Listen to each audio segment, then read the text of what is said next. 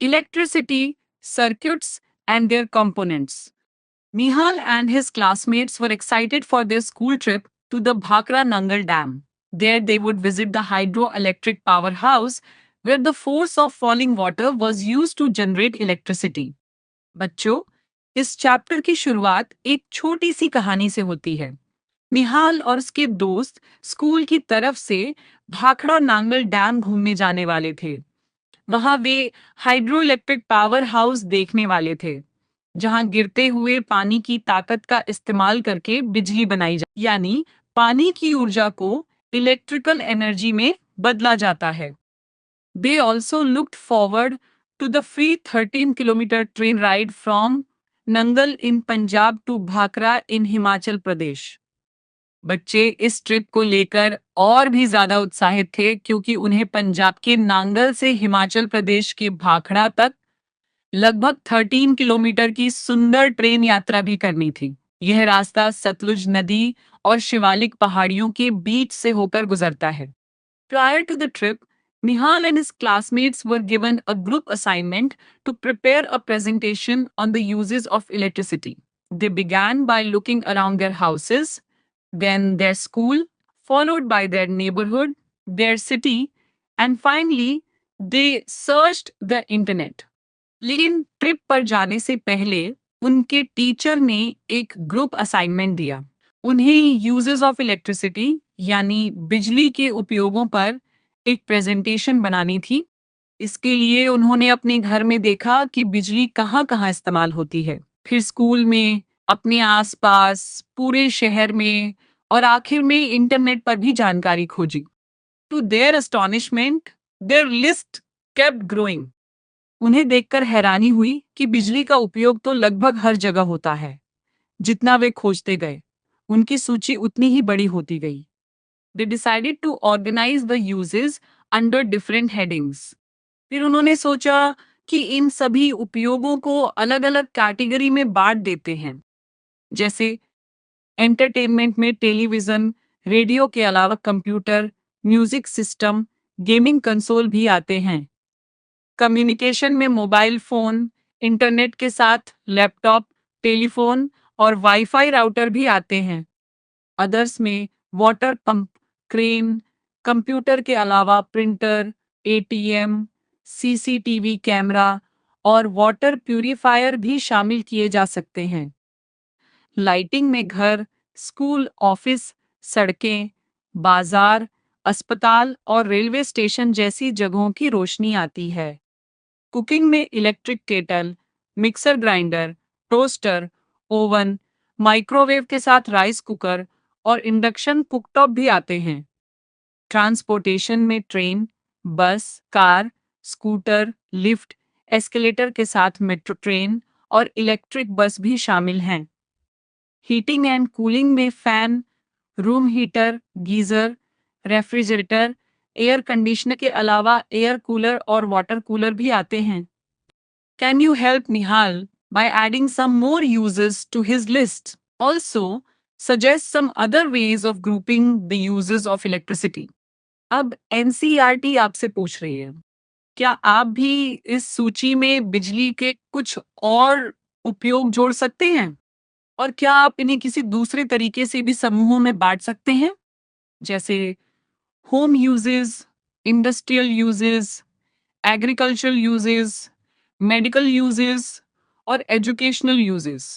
We use electricity all the time, so let us learn something more about electricity. चूंकि हम हर दिन बिजली का उपयोग करते हैं, इसलिए अब समय है इसे थोड़ा और अच्छी तरह समझने का। You have learned earlier that electricity is generated in multiple ways, by windmills, by using wind energy, by solar panels capturing the sun's energy, by falling water, and by using natural gas. आपने पिछली कक्षा में पढ़ा था कि बिजली कई तरीकों से बनाई जाती है, जैसे विंड एनर्जी, सोलर एनर्जी, गिरते हुए पानी यानी हाइड्रो इलेक्ट्रिक पावर और नेचुरल गैस या कोल की मदद से। The electric supply from these sources reaches our homes and factories via wires. For example, at home we plug in various devices to the electrical sockets in the wall.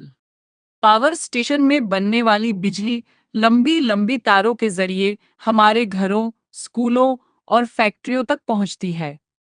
घर में जब हम mobile charger, TV, fan या refrigerator को wall socket में लगाते हैं, तब उन्हें वहीं से बिजली मिलती है।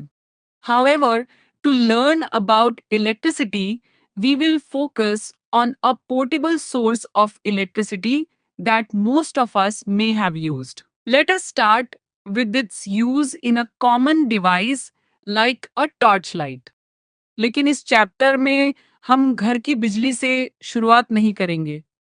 हम ऐसे सोर्स से शुरुआत करेंगे जिसे हम कहीं भी अपने साथ ले जा सकते हैं, यानी पोर्टेबल सोर्स ऑफ इलेक्ट्रिसिटी। और इसे समझने के लिए सबसे अच्छा उदाहरण है टॉर्च लाइट। अब एक छोटी सी बात ध्यान रखिए, बिजली बहुत उपयोगी है, लेकिन अगर सावधानी ना बरती जाए तो ये खतरनाक भी हो सकती है। इसलिए घर या स्कूल की मेन पावर सप्लाई से कभी भी कोई एक्सपेरिमेंट नहीं करना चाहिए।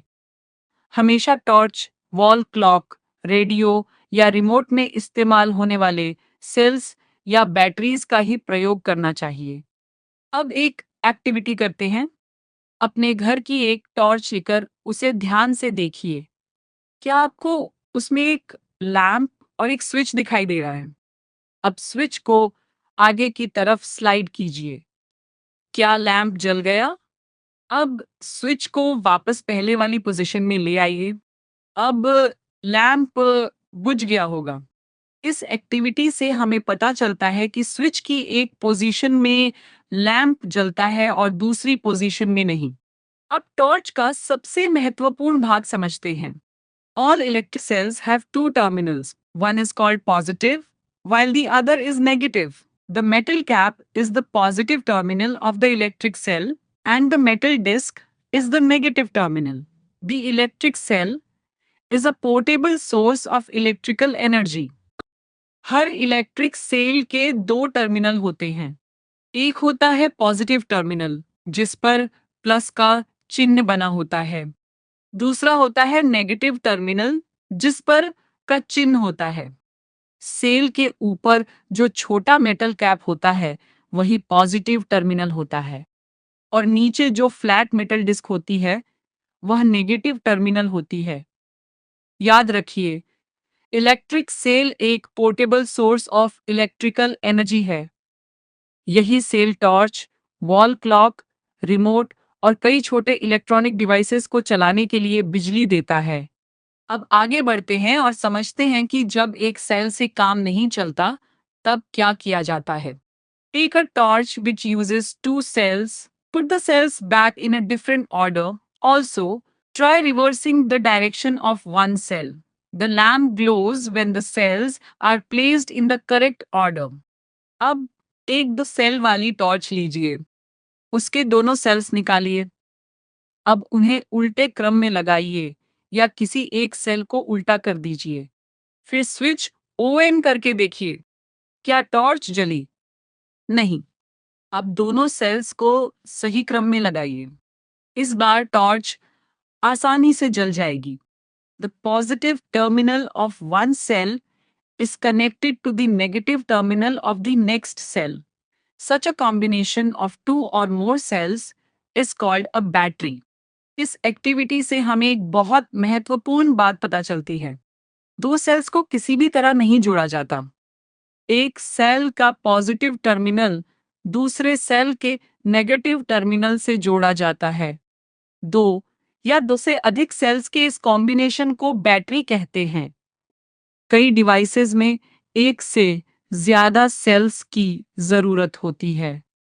ऐसा इसलिए क्योंकि कई सेल्स मिलकर सर्किट को ज्यादा एनर्जी देते हैं और डिवाइस ज्यादा समय तक चल सकता है। एक मजेदार फैक्ट भी याद रखिए, हम मोबाइल फोन के अंदर लगे एक रिचार्जेबल सेल को भी आम बोलचाल में बैटरी ही कहते हैं। अब समझते हैं टॉर्च के लैंप के बारे में। पुरानी टॉर्च में इनकैंडेसेंट लैंप लगाया जाता था। अब एक पुरानी टॉर्च का बल्ब ध्यान से देखिए। क्या आपको उसके अंदर एक बहुत पतला वायर दिखाई दे रहा है? अब टॉर्च ऑन कीजिए। ध्यान से देखिए। पूरा बल्ब नहीं, बल्कि वही पतला वायर चमक रहा है। इस पतले वायर को फिलामेंट कहते हैं। यही फिलामेंट गर्म होकर लाइट पैदा करता है। फिलामेंट दो मोटे वायर्स से जुड़ा होता है। इनमें से एक वायर नीचे वाले मेटल केस से जुड़ा होता है और दूसरा बीच वाले मेटल टिप से। यही दोनों लैंप के दो टर्मिनल्स बनाते हैं। ध्यान रहे, ये दोनों एक दूसरे को कभी टच नहीं करते। आजकल ज्यादातर टॉर्चेज में पुराना बल्ब नहीं बल्कि एलईडी लैंप लगा होता है। अगर आप एलईडी को ध्यान से देखेंगे तो पाएंगे कि इसके अंदर कोई फिलामेंट नहीं होता। एलईडी के भी दो टर्मिनल होते हैं, लेकिन इसकी एक वायर लंबी होती है और दूसरी छोटी। लंबी वायर पॉजिटिव टर्मिनल होती है और छोटी वायर नेगेटिव टर्मिनल होती है। याद रखिए, long wire equals positive, short wire equals negative. एक टॉर्च में एक एलईडी भी हो सकती है और कई एलईडी भी लगी हो सकती हैं। अब हमारे पास इलेक्ट्रिक सेल, बैटरी और लैंप तीनों की जानकारी है। अब अगला कदम है इन सबको जोड़कर लैंप को जलाना। इसके लिए एक एक्टिविटी करते हैं। हमें एक electric cell, torch lamp, cell holder, lamp holder और कुछ कनेक्टिंग वायर्स चाहिए। अगर होल्डर उपलब्ध ना हो तो इलेक्ट्रिकल टेप की मदद से भी कनेक्शंस बनाए जा सकते हैं। अब सेल को सही दिशा में होल्डर में लगाइए। ध्यान रहे कि उसका नेगेटिव टर्मिनल स्प्रिंग वाली तरफ रहे। फिर लैंप को होल्डर में लगाइए और वायर्स की मदद से सेल और लैंप को जोड़िए। यानी पहले सोचिए कि कौन से कनेक्शन में लैंप जलेगा और कौन से में नहीं। फिर एक एक करके सभी कनेक्शंस बनाकर ऑब्जर्वेशन कीजिए। आप पाएंगे कि सभी अरेंजमेंट्स में लैंप नहीं जलता। केवल अरेंजमेंट नंबर 1 और 6 में ही लैंप ग्लो करता है। बाकी सभी अरेंजमेंट्स में लैंप नहीं जलता। अब जरा सोचिए, ऐसा क्यों हुआ? कौन सी बात इन दोनों अरेंजमेंट्स को बाकी सबसे अलग बनाती है? इसी सवाल का जवाब हम चैप्टर के अगले भाग में जानेंगे, जहां हम इलेक्ट्रिकल सर्किट और करंट के फ्लो को विस्तार से समझेंगे। अब पिछले भाग में हमने देखा कि केवल कुछ खास कनेक्शंस में ही लैंप ग्लो करता है, लेकिन आखिर ऐसा क्यों होता है? आइए अब इसका कारण समझते हैं। The lamp glows when one terminal of the lamp is connected to one terminal of the electric cell and the other terminal of the lamp to the other terminal of the cell. This setup forms an electrical circuit which provides a complete path for electric current to flow through the lamp. बच्चों, lamp तभी glow करता है जब उसके दोनों terminals सही तरीके से इलेक्ट्रिक सेल के दोनों टर्मिनल्स से जुड़े हों। जब ऐसा कनेक्शन बन जाता है, तब एक इलेक्ट्रिकल सर्किट बनता है। इलेक्ट्रिकल सर्किट का मतलब होता है एक पूरा रास्ता जिसके माध्यम से इलेक्ट्रिक करंट आसानी से फ्लो कर सकता है। The lamp glows only when current passes through the circuit. The direction of electric current in an electrical circuit is taken to be from the positive to the negative terminal of the electric cell. याद रखिए, lamp तभी जलेगा जब उसमें electric current flow करेगा। और school level पर हम करंट की दिशा हमेशा पॉजिटिव टर्मिनल से नेगेटिव टर्मिनल की ओर मानते हैं।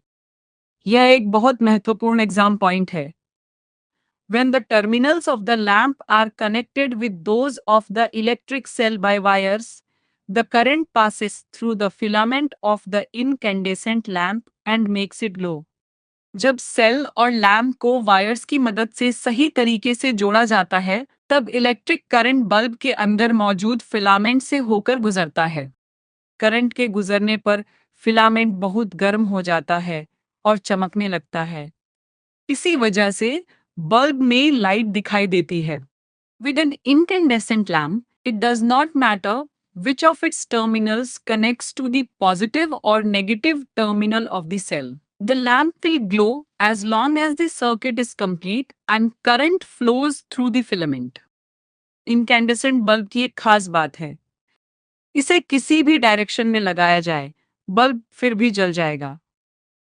बल्ब के अपने टर्मिनल्स का पॉजिटिव या नेगेटिव से कौन सा कनेक्शन है, इससे कोई फर्क नहीं पड़ता। बस एक ही शर्त है, सर्किट कंप्लीट होना चाहिए और करंट का फ्लो होना चाहिए।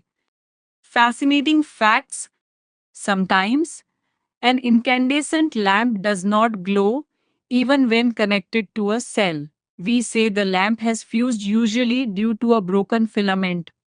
कई बार आपने देखा होगा कि बल्ब सही तरीके से लगाने के बाद भी नहीं जलता। ऐसा क्यों होता है? क्योंकि उसका फिलामेंट टूट चुका होता है। ऐसे बल्ब को हम फ्यूज्ड बल्ब कहते हैं। जब फिलामेंट टूट जाता है, तब करंट का रास्ता बीच में ही रुक जाता है। और जब करंट फ्लो ही नहीं करेगा, तो बल्ब कैसे जलेगा? अब तक हमने इनकैंडेसेंट बल्ब के बारे में समझा। अब देखते हैं कि एलईडी कैसे ग्लो करती है। You would have observed that the LED glows in the first case and does not glow in the other. It is because the current can pass through the LED in one direction only. अब एक LED, दो electric sales और कुछ wires लेकर activity कीजिए। पहले LED को सही तरीके से बैटरी से जोड़िए, फिर उसे उल्टा जोड़कर देखिए। आप पाएंगे कि पहली बार एलईडी जलती है, लेकिन दूसरी बार बिल्कुल नहीं जलती। ऐसा इसलिए होता है क्योंकि एलईडी में करंट केवल एक ही डायरेक्शन में फ्लो कर सकता है। The current passes through the LED only when the positive terminal of the LED is connected to the positive terminal of the battery and the negative terminal of the LED is connected to the negative terminal of the battery. यानी LED तभी glow करेगी जब उसका long wire यानी positive terminal battery के positive terminal से जुड़ा होगा और उसका शॉर्ट वायर यानी नेगेटिव टर्मिनल बैटरी के नेगेटिव टर्मिनल से जुड़ा होगा। अगर कनेक्शन उल्टा कर देंगे तो करंट फ्लो नहीं करेगा और एलईडी नहीं जलेगी। इसलिए हमेशा एलईडी को सही डायरेक्शन में ही कनेक्ट करना चाहिए।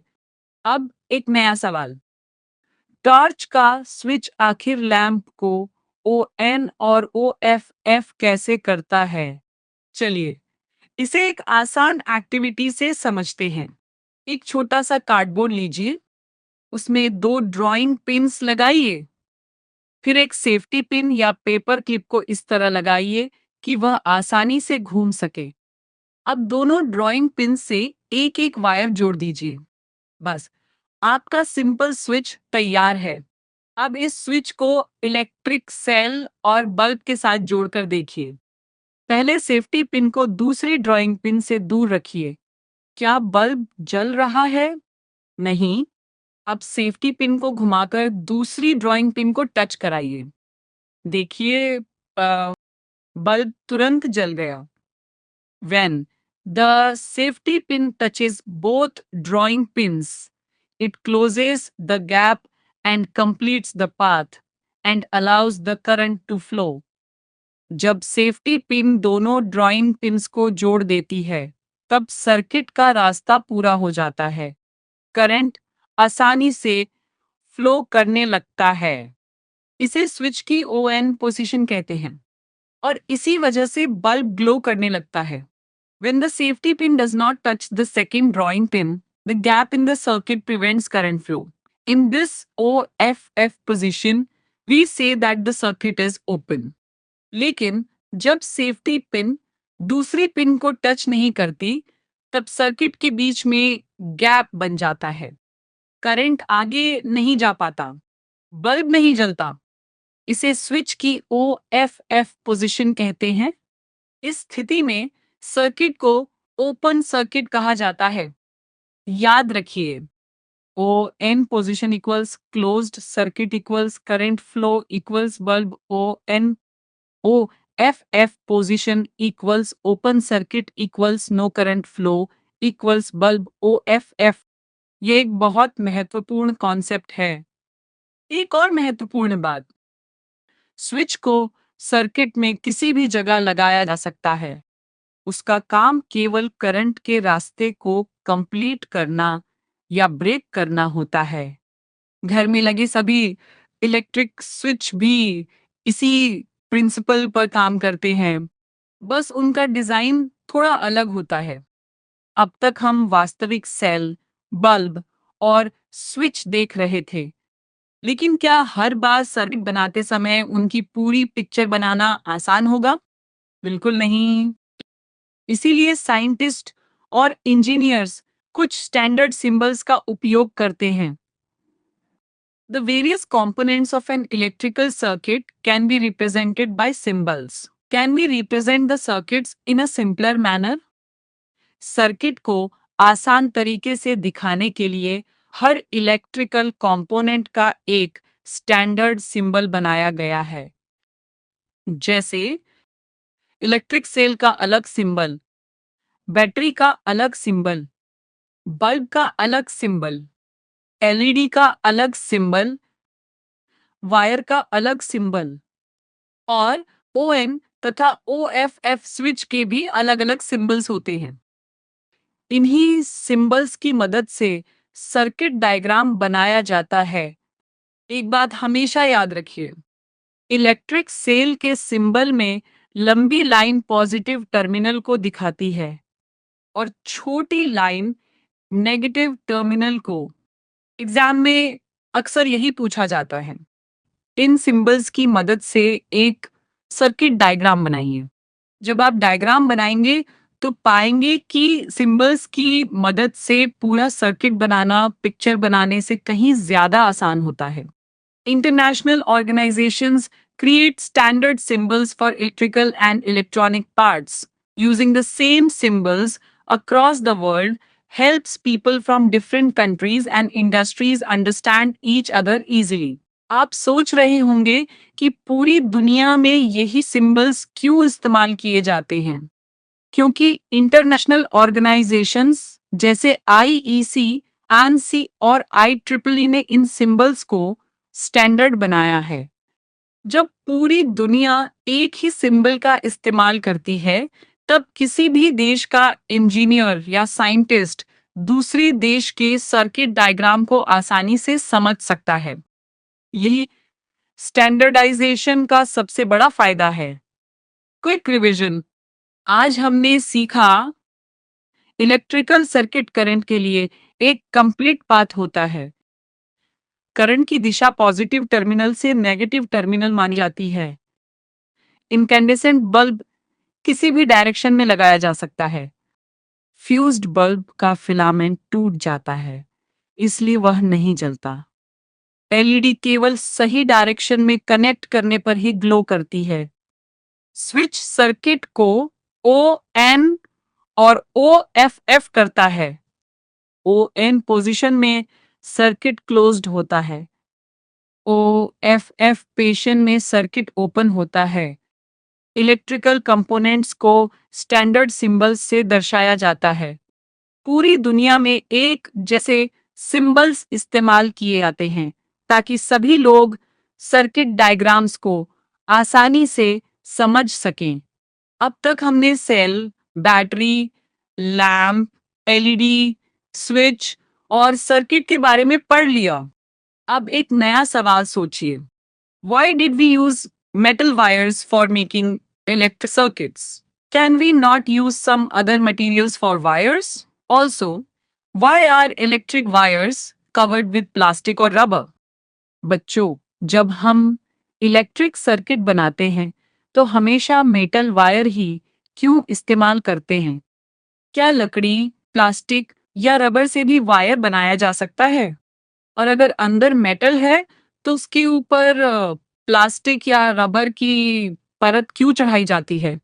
इन्हीं सवालों का जवाब अब हम जानेंगे। अब एक मजेदार एक्टिविटी करते हैं।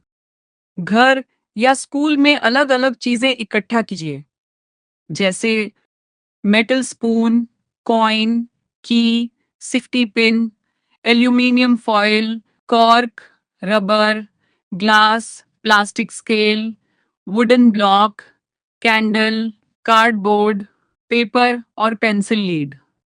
अब पहले से बनाए गए टेस्टर सर्किट की दोनों खुली वायर्स को एक एक करके हर ऑब्जेक्ट के दोनों सिरों से टच कराइए। ध्यान रहे कि दोनों वायर्स आपस में टच नहीं होनी चाहिए। अब देखिए, क्या हर बार बल्ब ग्लो करता है? अपने सभी ऑब्जर्वेशंस टेबल में लिखिए। अब अपने रिजल्ट्स को ध्यान से देखिए। कौन कौन से मटेरियल्स में बल्ब ग्लो हुआ और किन मटेरियल्स में बल्ब बिल्कुल नहीं जला। यहीं से हमें दो नए शब्द सीखने को मिलते हैं। From your conclusions, you would have realized that metals are conductors of electricity and thus are used for making wires. आपने देखा होगा कि मेटल वाली चीजों को जोड़ने पर बल्ब ग्लो करता है। इसका मतलब है कि मेटल्स के अंदर से इलेक्ट्रिक करंट आसानी से गुजर सकता है। ऐसे मटेरियल्स को कंडक्टर्स ऑफ इलेक्ट्रिसिटी कहते हैं। इसी वजह से इलेक्ट्रिक वायर्स बनाने के लिए मेटल्स का उपयोग किया जाता है। Silver, copper, and gold are the best electrical conductors. However, for making electrical wires, mainly copper is used due to its comparatively lower cost and abundant supply. अब सवाल आता है, सबसे अच्छा कंडक्टर कौन सा है? सिल्वर, कॉपर और गोल्ड तीनों बहुत अच्छे कंडक्टर्स हैं। लेकिन क्या हमारे घरों की वायरिंग गोल्ड या सिल्वर से होती है? नहीं। ऐसा इसलिए क्योंकि गोल्ड और सिल्वर बहुत महंगे होते हैं। कॉपर अच्छी तरह करंट भी कंडक्ट करता है, सस्ता भी होता है और आसानी से उपलब्ध भी होता है। इसीलिए ज्यादातर इलेक्ट्रिकल वायरिंग में कॉपर का ही उपयोग किया जाता है। From table 3.3, you would have also realized that plastic, rubber, and ceramics are electrical insulators. Have you now understood why wires are covered with those materials? अब आपने ये भी देखा होगा कि प्लास्टिक, रबर और सिरेमिक से बल्ब नहीं जलता। इसका मतलब है कि इनके अंदर से इलेक्ट्रिक करंट नहीं गुजरता। ऐसे मटेरियल्स को इंसुलेटर्स कहते हैं। अब समझ में आया कि इलेक्ट्रिक वायर्स के ऊपर प्लास्टिक या रबर की कोटिंग क्यों होती है? क्योंकि अंदर का कॉपर करंट कैरी करता है, लेकिन बाहर की प्लास्टिक हमें करंट से बचाती है। अगर ये कवरिंग ना हो तो वायर को हाथ लगाते ही इलेक्ट्रिक शॉक लग सकता है। कंडक्टर्स और इंसुलेटर्स दोनों ही हमारे लिए बहुत जरूरी हैं। कंडक्टर्स का काम है करंट को फ्लो कराना। इसीलिए वायर्स, प्लग के कनेक्टर्स, सॉकेट के अंदर के पार्ट्स और स्विच के अंदर के कॉन्टैक्ट्स मेटल से बनाए जाते हैं। दूसरी तरफ इंसुलेटर्स का काम है हमें सुरक्षित रखना। इसीलिए प्लग टॉप, स्विच, वायर की कवरिंग और कई इलेक्ट्रिकल डिवाइसेस का बाहरी हिस्सा प्लास्टिक, रबर या सिरेमिक से बनाया जाता है। बहुत महत्वपूर्ण सावधानी। बच्चों, एक बात हमेशा याद रखिए, हमारा शरीर भी इलेक्ट्रिसिटी का कंडक्टर है। अगर इलेक्ट्रिक करंट हमारे शरीर से गुजर जाए तो गंभीर चोट लग सकती है और कभी-कभी जान का भी खतरा हो सकता है। इसलिए कभी भी वेट हैंड से स्विच या प्लग को मत छूइए। गीली जगह पर इलेक्ट्रिकल अप्लायंसेस का उपयोग मत कीजिए। और जिस वायर की प्लास्टिक कवरिंग टूट गई हो उसका इस्तेमाल बिल्कुल मत कीजिए। सेफ्टी हमेशा सबसे पहले आती है। इन अ नटशेल क्विक रिवीजन, अब पूरे चैप्टर के मुख्य पॉइंट्स एक बार जल्दी से दोहरा लेते हैं। इलेक्ट्रिक सेल एक portable source of electrical energy है।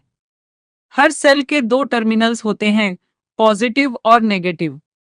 इनकैंडेसेंट बल्ब के अंदर फिलामेंट होता है जो करंट फ्लो होने पर गर्म होकर चमकता है। एलईडी में फिलामेंट नहीं होता।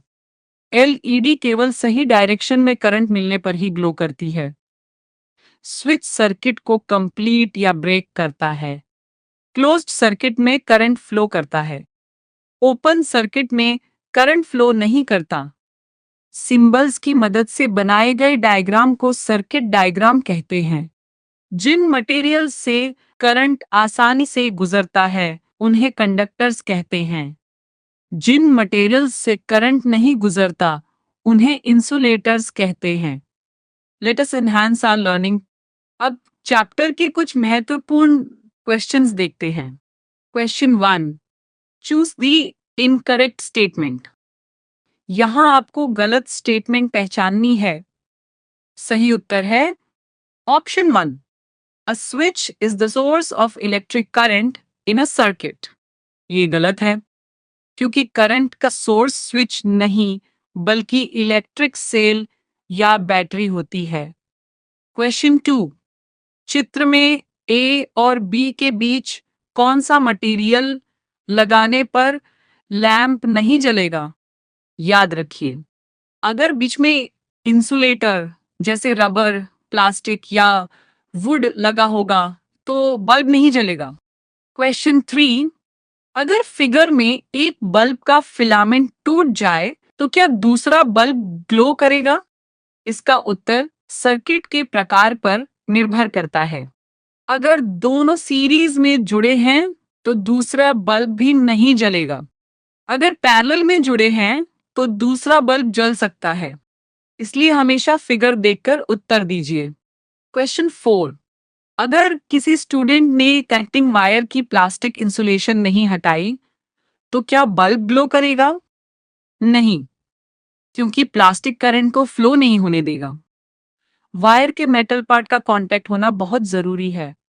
क्वेश्चन 5, सिंपल टॉर्च का सर्किट डायग्राम सिंबल्स की मदद से बनाइए। इसमें सेल, स्विच, बल्ब और कनेक्टिंग वायर्स के स्टैंडर्ड सिंबल्स का उपयोग करना है। क्वेश्चन 6, S1 और S2 वाले सर्किट में कौन कौन से बल्ब्स ग्लो करेंगे?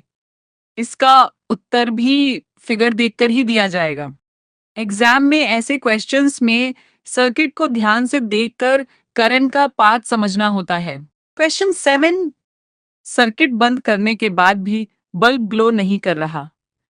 संभावित कारण क्या हो सकते हैं? बहुत सारे कारण हो सकते हैं। सेल डिस्चार्ज्ड हो सकता है, बल्ब फ्यूज्ड हो सकता है, वायर टूटा हो सकता है, कनेक्शंस ढीले हो सकते हैं, स्विच OFF हो सकता है, LED उल्टी लगी हो सकती है, प्लास्टिक इंसुलेशन नहीं हटाई गई हो सकती। ऐसे में हमें एक एक पार्ट को चेक करके फॉल्ट ढूंढना चाहिए। क्वेश्चन 8, किस केस में स्विच बंद होने पर भी लैंप या LED नहीं ग्लो करेगा? जहां सर्किट कंप्लीट नहीं होगा या LED उल्टी लगी होगी या कोई फॉल्ट होगा, वहां बल्ब या LED नहीं जलेगा। क्वेश्चन 9, अगर बैटरी पर प्लस और का निशान मिट गया हो तो उन्हें कैसे पहचानेंगे? बैटरी को LED के साथ जोड़कर देखिए। जिस डायरेक्शन में LED ग्लो करेगी वही सही पोलैरिटी होगी। क्वेश्चन 10, आपको 6 सेल्स दिए गए हैं। कैसे पता करेंगे कि कौन से वर्किंग है? एक सिंपल सर्किट बनाइए। हर सेल को एक एक करके सर्किट में लगाइए। जिस सेल से बल्ब ग्लो करे वह वर्किंग सेल है। जिससे बल्ब न जले वह डिस्चार्ज्ड या फॉल्टी सेल हो सकता है। क्वेश्चन 11, अगर LED को 2 सेल्स सीरीज में जोड़ने पर भी वह नहीं जल रही तो क्या करेंगे? सबसे पहले कनेक्शंस चेक करेंगे, फिर देखेंगे कि LED सही डायरेक्शन में लगी है या नहीं। अगर पॉजिटिव और नेगेटिव उल्टे हैं तो उन्हें सही करेंगे। Exploratory projects. अब कुछ एक्टिविटीज हैं जिन्हें आप घर या स्कूल में कर सकते हैं। अगर 2 दिन तक आपके इलाके में बिजली न आए तो कौन कौन से काम रुक जाएंगे? 2, सोलर पैनल की मदद से एक टॉय फैन चलाकर देखिए। इलेक्ट्रिकल शॉप पर जाकर अलग अलग प्रकार के सेल्स पहचानिए और जानिए कि कौन सा सेल किस डिवाइस में इस्तेमाल होता है। अपने घर की चीजों की लिस्ट बनाइए। केबल कंडक्टर्स, केबल इंसुलेटर्स और ऐसी वस्तुएं जिनमें दोनों मौजूद हों। Science and society. अंत में एक बहुत महत्वपूर्ण बात, इलेक्ट्रिक सेल्स और बैटरीज ने हमारी जिंदगी बहुत आसान बना दी है। इन्हीं की वजह से torch, remote, wall clock, toys, watches, hearing aids, mobile phones, laptops और इलेक्ट्रिक व्हीकल्स जैसे डिवाइसेस कहीं भी आसानी से इस्तेमाल किए जा सकते हैं। यानी पोर्टेबल इलेक्ट्रिसिटी ने हमारी रोजमर्रा की जिंदगी को पहले से कहीं ज्यादा सुविधाजनक बना दिया है। इसी के साथ electricity circuits and there components chapter समाप्त होता है। अगले चैप्टर में हम साइंस की एक नई और रोचक यात्रा शुरू करेंगे।